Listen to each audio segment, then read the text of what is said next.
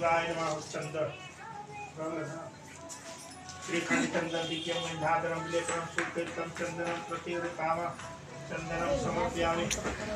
गंधाराम निराकर्तानि सर्वभूतानां गंधाराम दुराकर्तानि पुष्टां करीश्वरी ईश्वरी शंकर ईश्वरी सर्वभूतानां कामी होत्रेते तीदलम त्रिगुणाकारं तीनेत्रं पिताय जति जन्म पाप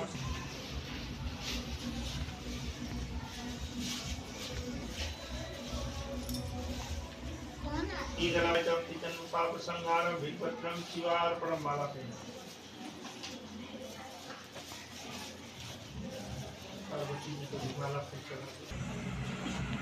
सरकार माँ को भी वासन संग्राम मुन्ने से अधिक धारा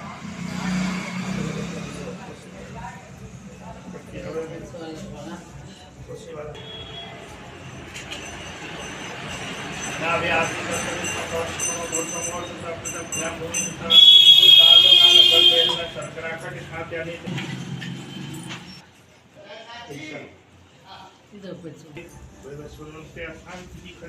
प्रथम चढ़े जम पे भूलो के भारत और खंडे बहुत अवतारे माता लामा को मारती सुरेखा के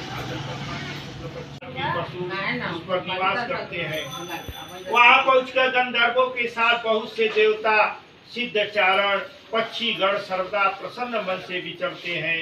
वहाँ पहुंचकर गंधर्व गाते हैं, अप्सराएं नाचती हैं, अप्सराएं नाचती हैं। उस पर बहुत से गंधर्वों के साथ बहुत से देवता सिद्धचारण पक्षी गण सर्वदा प्रसन्न मन से विचरते हैं। उस पर्वतराज के जितने ही शिखर ऐसे हैं जिस पर स्फटिक रत्न और वैदूर मणि आदि की खाने भरी हुई हैं। यह पर्वत तो ऊंचा इतना अधिक है कि विश्व के गिर की तरह समझकर आकाश को छुए रहता है। उसके समस्त शिखर सदैव हिम से बर्फ से आच्छादित रहते हैं और गंगा जल की ध्वनि सदा सुनाई देती है। हे पार्वती, तुमने बाल्यकाल पर उसी पर्वत पर तपस्या की थी। 64 वर्ष तक तुम केवल सूखे पत्ते खाकर रही। 12 वर्ष तक तुम उल्टी टंकर केवल धुआं पीकर रहती थी। माघ के महीने में जब जल बरसता था तो तुम भूखी प्यासी रहकर जल में बैठी रहती थी और वैशाख की दोपहरिया में पंचाग्नि तापती थी। सावन के महीने में जब जल बरसता तो तुम भूखी प्यासी रहकर मैदान में बैठी रहती। तुम्हारे पिताजी इस तरह के कष्ट को देखकर बड़े ही दुखित हुए। वे चिंता में पड़ गए कि मैं अपनी कन्या किसको दूं। उसी समय नारद जी वहां पर आ गए। नारद जी तुमको मुनि श्रेष्ठ नारद जी उस समय तुम्हें देखने के लिए गए थे। नारद जी को देखकर गिरिराज हिमवान ने अर्घ्य आसन आदि देकर उनका पूजन किया और कहा कि हे स्वामी, आप इसलिए आए हैं, मेरा अहो भाग्य है, आपका आगमन मेरे लिए अच्छा ही होगा। नारद जी ने कहा कि हे पर्वतराज सुनो, मैं विष्णु भगवान का भेजा हुआ आपके पास आया हूँ। आपको चाहिए कि यह कन्या रत्न किसी योग्य वर को दे। भगवान विष्णु के समान योग्य वर ब्रह्मा, इंद्र और शिव इनमें से कोई नहीं है। इसलिए मैं यही कहूँगा कि आप अपनी कन्या भगवान विष्णु को ही देवें। हिमवान ने कहा कि भगवान विष्णु स्वयं मेरी कन्या को मांग रहे हैं और यह आप संदेश लेकर आए हैं, तो मैं उन्हें ही अपनी कन्या को दूंगा। हिमवान की इतनी बात सुनकर उधर हिमवान तुम्हें मुनिराज नारद आकाश में विलीन हो गए। वे पीताम्बर, शंख चक्र और गदाधारी भगवान विष्णु के पास पहुँचे। वहाँ हाथ जोड़कर नारद जी ने भगवान विष्णु से कहा कि हे देव सुनिए, मैंने आपका विवाह पक्का करा दिया।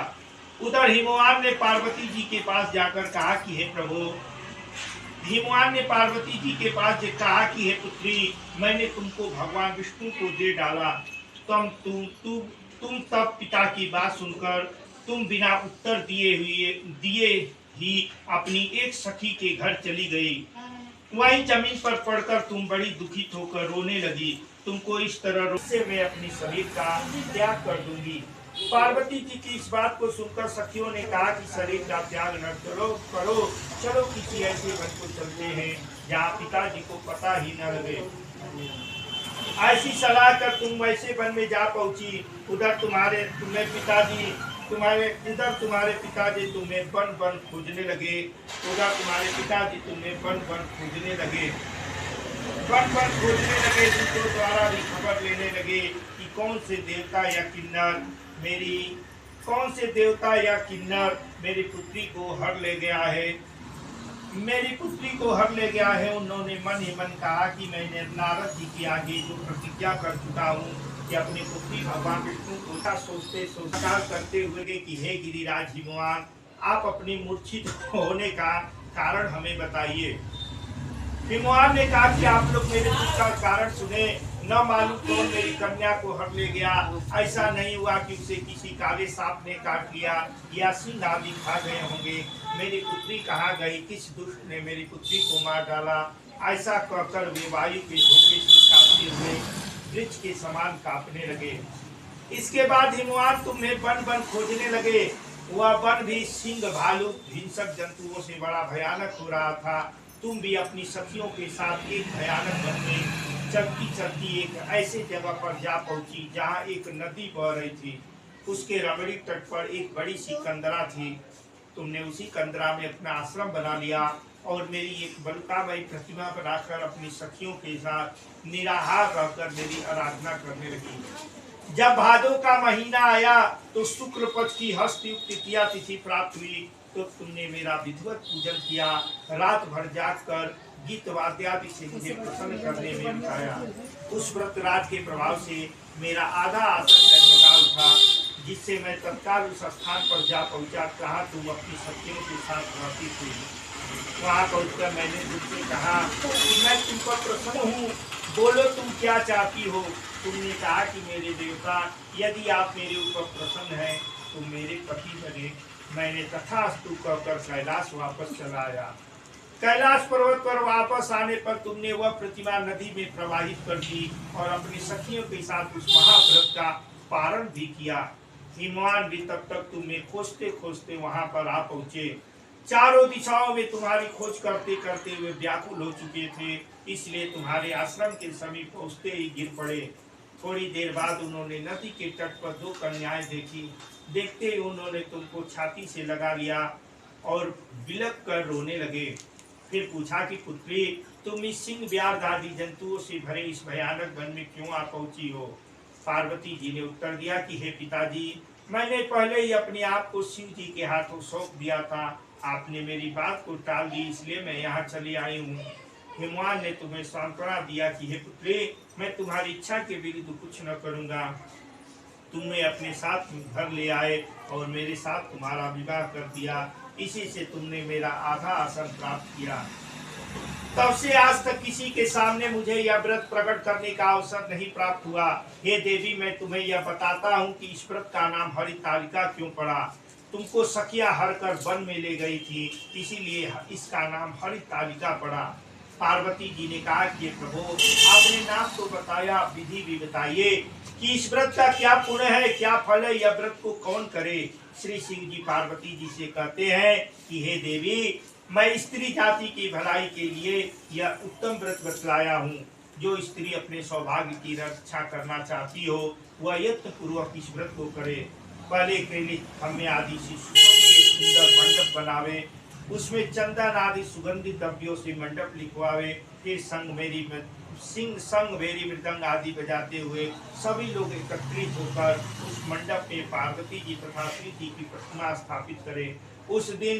उस रोज दिन भर उपवास कर बहुत से सुगंधित फल फूल, गंध मनोहर धूप, नाना प्रकार की मिठाई आदि एकत्र कर मेरी पूजा करे।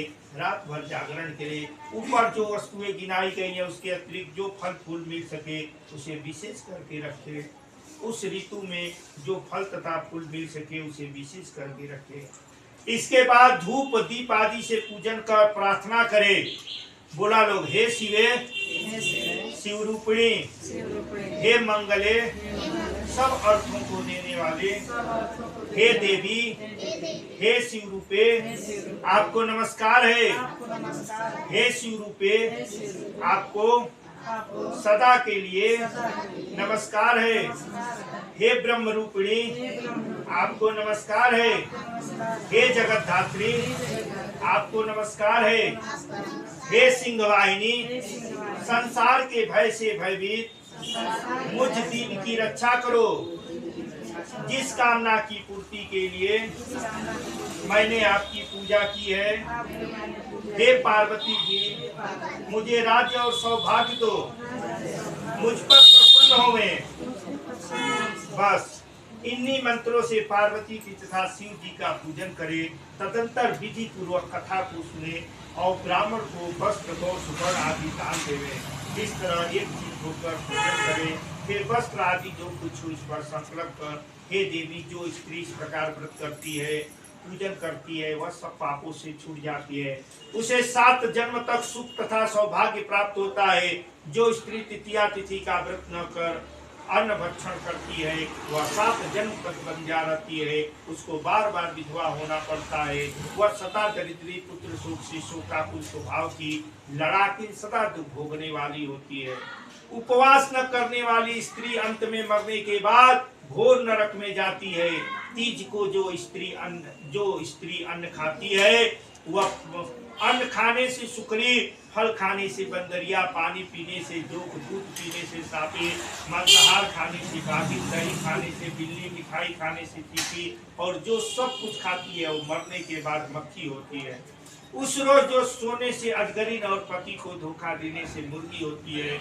इसलिए हर स्त्रियां व्रत को अवश्य करें। दूसरे दिन सुवर्ण, चांदी, तांबा अथवा बांस के पास में अन्न भरकर ब्राह्मण को दान देकर तब पारण करे। जो स्त्रियां इस प्रकार व्रत करती है, वह मेरे समान पति पाती है, और जब वह मरने लगती है तो उसका रूप तुम्हारे समान हो जाता है। उसे सब प्रकार की सांसारिक भोग और सायुक्त मुक्ति मिल जाती है। इस हरितालिका की व्रत कथा मात्र सुन लेने से प्राणी को 1000 अश्वमेध और सैकड़ों वाजपेयी यज्ञ करने का फल मिलता है। हे देवी, मैंने यह सब व्रतों में उत्तम व्रत बतलाया, जिसके करने से प्राणी सब पापों से छूट जाता है। इसमें जरा भी संदेह नहीं है।